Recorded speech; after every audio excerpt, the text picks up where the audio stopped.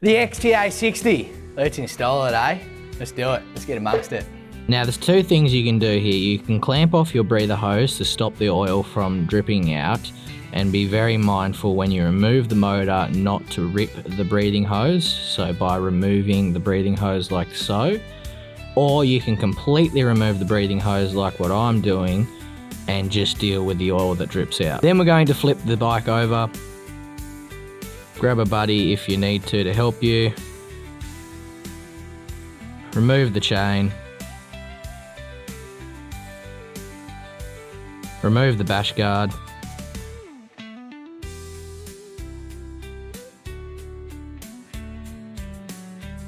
Remove this little beauty cover. Remove the 4 bolts holding the controller on. You'll notice we've got a 3D print instead of spaces. That's just a preference thing. Then we're going to unplug our encoder and unplug our 12 volt. Then we're going to undo our phase wires from our controller, making sure not to lose any of these bolts and washers. Undo our motor bolts, take out our spacers.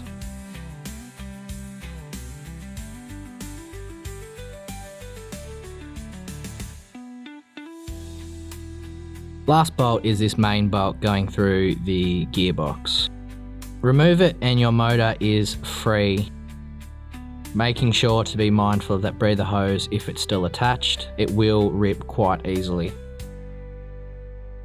Right, now getting the motor and gearbox on the bench, and we're going to remove our sprocket to start off with. Now I'm using 2 flat blades to show you how you can do it if you don't have circlip pliers. Honestly, just buy circlip pliers. You can see here I'm bending back the circlip. If your circlip is bent, it's more recommended to buy a new circlip, because ultimately you don't want this sprocket flying off. Right, now we can undo all our motor bolts.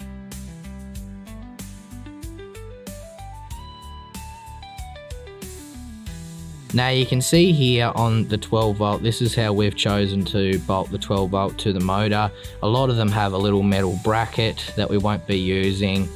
Some of the bikes also come with the 12 volt attached to the battery tray, but in our case what we like to do is we just bolt the 12 volt to the motor itself, and I'll show you that in a minute. Alright, now we're going to grab our hardware out of the box. Now you see here the washers and spring washers. There's a high chance you will not need these. They're just put in as an extra. So you'll have 2 shorter black bolts and then you'll have 4 longer silver bolts. Right, then we're going to introduce our new motor. Grease up our motor shaft before inserting our gearbox. Insert the gearbox. And now we can start to put our motor bolts and brackets in. What I'm starting off doing is just checking my bolt length. So as you can see here, we're not going to use a spring washer and washer in my case. Our motor doesn't require it. We're going to use an ample amount of Loctite. What I just put on is probably not enough. Go crazy, you don't want these bolts coming out. So we're going to use the 4 silver bolts on our metal brackets, and then the black bolts is for the other 2 holes.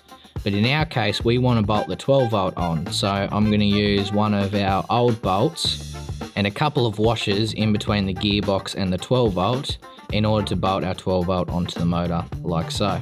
Now these bolts are done up to roughly 7 to 8 Newton meters. 8 Newton meters if you've got a very well calibrated tension wrench. If not, only go to 7. Or if you've got a good calibrated elbow, that's often the best. 7 Newton meters, I'm going to 8 Newton meters here just because we have a nice high quality tension wrench. Just make sure they're tight and you've used plenty of Loctite. Now we're going to install our gearbox brace. You'll have 2 bolts, 2 nuts, 2 spacers and the brace itself. You'll install the brace onto the gearbox, insert your spacers and nut and bolt it nice and snug. Then we're going to reinstall our sprocket, reinstall our circlip. Once again, circlip pliers is recommended rather than fingers. Then we're going to carefully insert our gearbox back into the bike. Going to start by putting in the main gearbox bolt back in.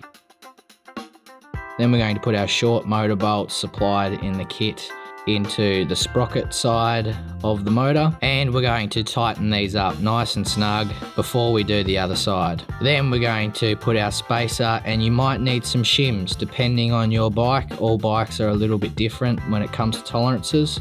In our case, we used quite a few shims. Make sure those spacers are nice and snug and you haven't got any gap in between the spacer and the frame. Now it's time to connect up our phase wires, being very careful with these phase wires as we have done what they've called direct phase out. So it's solid copper and it's quite hard to bend, and you want to try and bend them as minimally as possible. Just be very careful, very mindful when doing this. We've done this in order to improve performance. Squeeze out every last little bit of horsepower. So you can see here, I'm taking my time, being very mindful, slowly bending the cables into place. As I said, don't go crazy, don't start bending them back and forth, you can break them.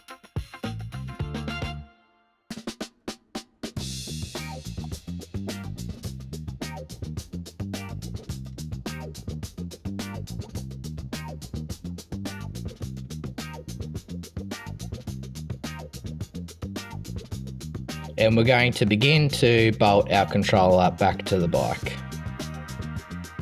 Have some patience, it is a little bit tricky with how tight these phase cables are, but once again we've done that in order to squeeze every last little bit of performance out of the bike.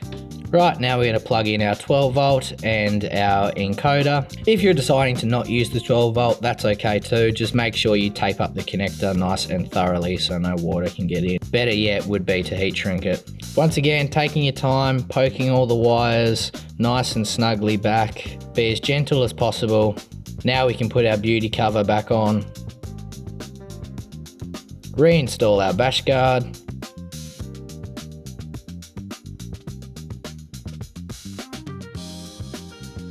Flip the bike back over, once again grab a mate if need be.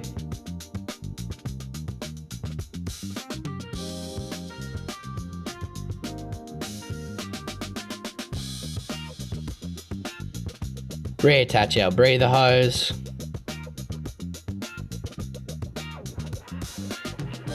Reattach our chain.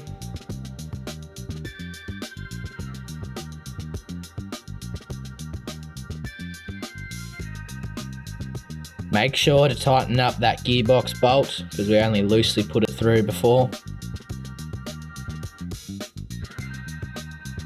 Now if you did lose any oil out of your gearbox, be sure to put a bit more oil back in your gearbox. Don't overfill it. Select XTA-60 in the app and calibrate the encoder and you're ready to go.